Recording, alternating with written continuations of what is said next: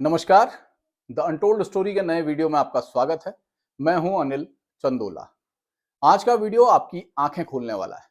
इस वीडियो के जरिए हम आपको बताने की कोशिश करेंगे कि कैसे ईमानदारी का ढोल पीटने वाली सरकार भ्रष्टाचारियों को संरक्षण दे रही है। लगातार भ्रष्टाचार के मामले सामने आने के बाद भी सरकार उनकी ढाल बनकर खड़ी है। लगातार चोरियां पकड़ी जा रही हैं, लेकिन सरकार मानो कान में तेल डालकर सो रही है। भले ही रोजाना ईमानदारी की मिसालें दी जा रही हों, लेकिन सच्चाई ये है कि सरकार पूरी तरह इनके साथ खड़ी है। इस वीडियो में हम आपको कई सरकारी विभागों के कारनामे बताएंगे, जिन्होंने बड़े पैमाने पर भ्रष्टाचार कर सरकार को ही चूना लगाने का काम किया है। आम आदमी के कल्याण के लिए बनाई गई योजनाओं में भ्रष्टाचार किया और अंदर खाने उस पैसे का गोलमाल किया। कैसे केंद्र से मिलने वाले पैसे तक में गबन कर दिया गया। प्रदेश में सरकार चाहे किसी की भी हो, सब भ्रष्टाचार के मामले में जीरो टॉलरेंस का दावा करते हैं। मुख्यमंत्री कोई भी रहा हो, हमेशा यही कहा गया कि सरकार में भ्रष्टाचारियों को बख्शा नहीं जाएगा। लेकिन क्या सच में ऐसा हुआ है? क्या सच में ऐसा हो रहा है? इस रिपोर्ट को देखने के बाद आप खुद इसका अनुमान लगाइए और हो सके तो कमेंट के जरिए मुझे बताइए भी। सरकार पर यह सिर्फ आरोप नहीं है, बल्कि 100% भ्रष्टाचार हुआ है, जिसकी जांच में पुष्टि भी हो चुकी है। Controller and auditor general CAG की बजट सत्र के दौरान विधानसभा में रखी गई रिपोर्ट भ्रष्टाचार के इन मामलों की पुष्टि करती है। रिपोर्ट में इस बात का खुलासा किया गया है कि कैसे सरकार के तमाम विभाग भ्रष्टाचारी अधिकारियों से भरे पड़े हैं। कैसे आम लोगों के कल्याण के लिए चलने वाली योजनाओं का पैसा इन भ्रष्ट अधिकारियों ने डकार लिया। योजनाओं के नाम पर प्रदेश में कितना बड़ा फर्जीवाड़ा चल रहा है, और इतना सब कुछ होने के बावजूद वो अधिकारी शान से डटे हुए हैं। सरकार भ्रष्टाचार के मामलों में जीरो टॉलरेंस का राग अलापते हुए खुद की पीठ थपथपाए जा रही है, जबकि सच्चाई ये है कि सरकार ही इन भ्रष्ट अधिकारियों को संरक्षण दे रही है। अगर ऐसा नहीं है तो क्यों नहीं इन अधिकारियों के खिलाफ कार्रवाई की जाती? क्यों नहीं ऐसे अधिकारियों से सरकारी खजाने में हुई लूट की रिकवरी की जाती?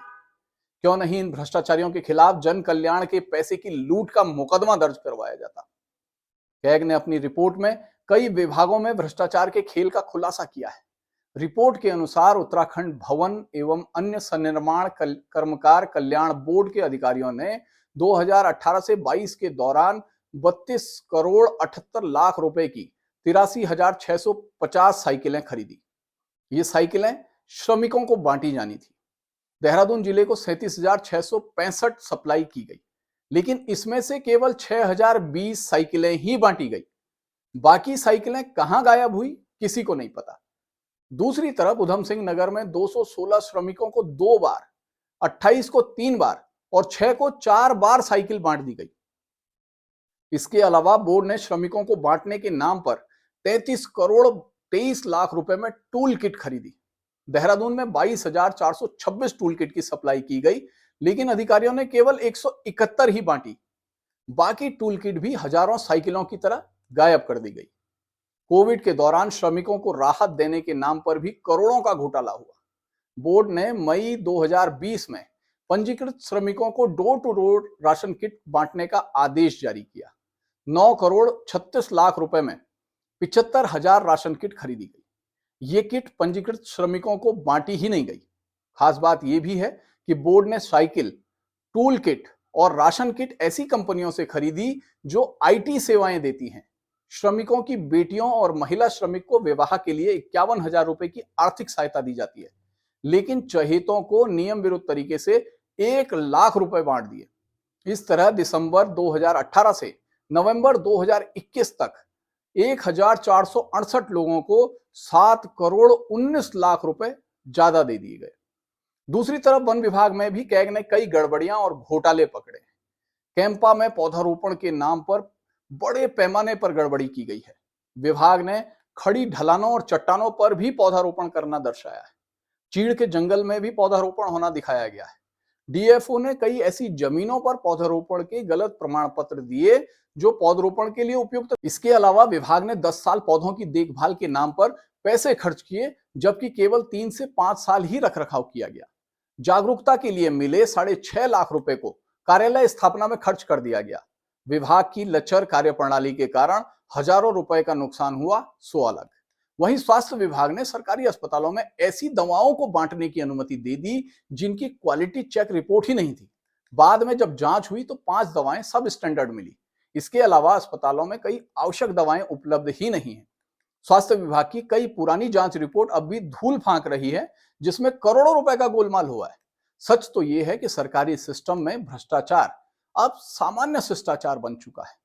कैग की रिपोर्ट हर साल सिर्फ रस्म अदायगी भर के लिए विधानसभा में पेश की जाती है। हर साल विभागों में योजनाओं में गड़बड़ी, घोटालों और सरकारी धन के बंदर बांट के मामले सामने आते हैं, लेकिन उन पर ना तो सरकार कार्रवाई करती है और ना ही विपक्ष इसके लिए दबाव बनाता है। भ्रष्टाचार के बड़े मामलों में कार्रवाई तो दूर, चर्चा तक नहीं होती, जबकि कैग हर साल ऐसे भ्रष्ट अधिकारियों के खिलाफ कार्रवाई की रिकमेंडेशन भी करता है। ऐसे में भ्रष्ट अधिकारियों के हौसले बढ़ने तय है।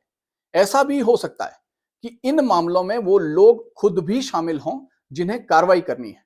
शायद इसलिए सरकार कभी भ्रष्टाचार करने वाले विभागों और उनके अधिकारियों के खिलाफ कार्रवाई नहीं करती। आप दिमाग पर जोर डालिए, आपको कितने ऐसे मामले याद हैं जिनमें सरकार ने किसी भ्रष्ट अधिकारी के खिलाफ कार्रवाई की हो। सरकार करे या ना करे, लेकिन हम भ्रष्टाचार के इन मामलों को लगातार उठाते रहेंगे। जनता के पैसे की लूट करने वाले इन अपराधियों के खिलाफ हमारी लड़ाई हमेशा जारी रहेगी। वीडियो के अंत में आपसे एक अपील करना चाहता हूं। इन भ्रष्टाचारियों के खिलाफ लड़ाई में मुझे आप सभी का साथ चाहिए। हो सके तो इस वीडियो को अपने अपने फेसबुक और व्हाट्सएप ग्रुप में शेयर कीजिए। इस वीडियो को ज्यादा से ज्यादा लोगों तक पहुंचाइए ताकि सरकार पर ऐसे भ्रष्ट अधिकारियों के खिलाफ कार्रवाई करने का दबाव बने। हमारा ये वीडियो आपको कैसा लगा? हमेशा की तरह आपके सुझावों और प्रतिक्रियाओं का इंतजार रहेगा। अगले वीडियो में फिर आपसे मुलाकात होगी। तब तक के लिए नमस्कार।